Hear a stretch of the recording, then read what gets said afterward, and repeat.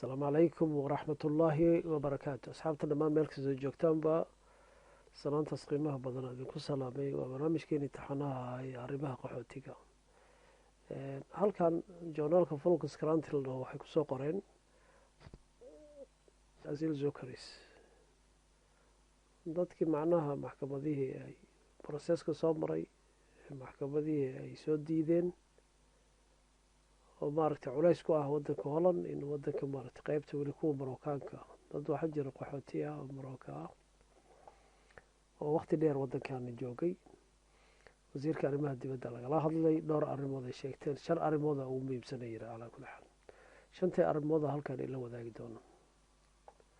waarum sid Netherlands sababtay Netherlands ay tahay Marookaanka niet gewoon op het vliegtuig dadka procedure ku jira maxaa Marooka diyaarad toos loogu geey waaye oo truqstor loo sameey waaye wadankoodii maadaama wadankaas lagu daro wadamada nabadda ah wasaaraddu waxay ku andacoonaysaa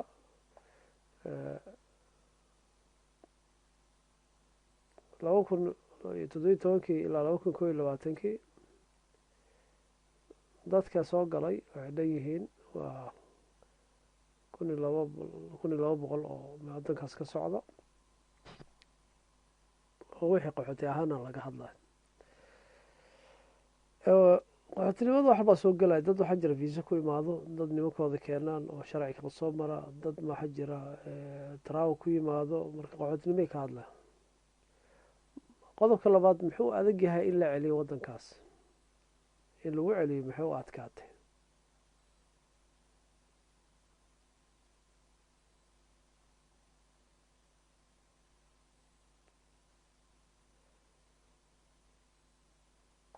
marka boqorkooda wax ku dacoona wuxuu leeyahay wadankii maaragtay deganaansho stability ma ka jirta waa in dadka lagu haayo meesha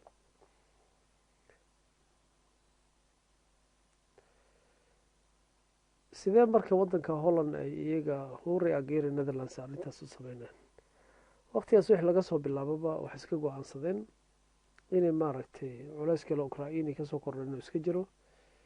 inay dadka wadamadaas Afrika ay inta badan la yareeyo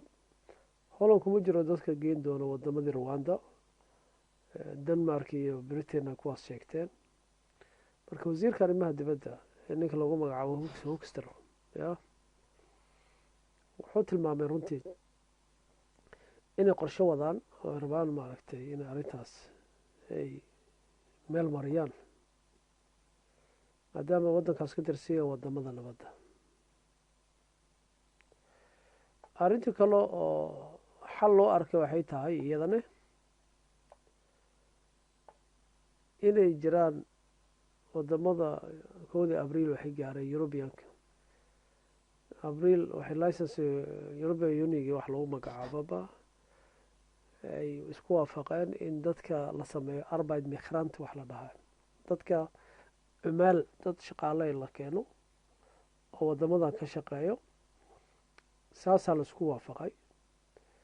laakiin saddexdaas wadan waxa ku jira in laga saaray wadanka Morocco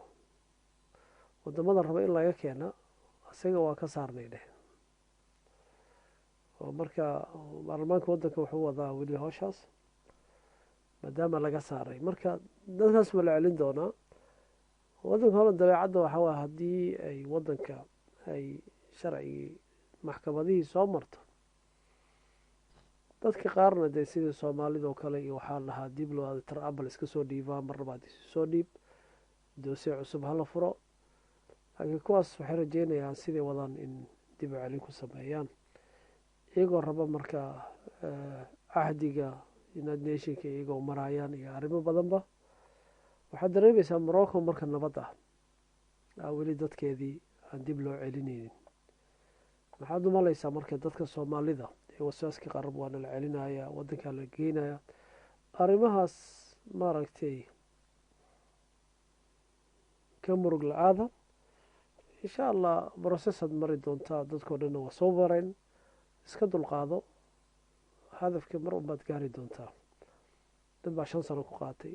dad baa 3 sano ku qaatay warqadda ogolaanshaha dad badan baa nasiiba usbuuc lagu aqoonsadaa dad baa 2 isbuuc, dad bilooyin, dad waxaan garanaynaa 10 sano aan qaraf ka siin oo magaalada nala joogo warqad u qorqornay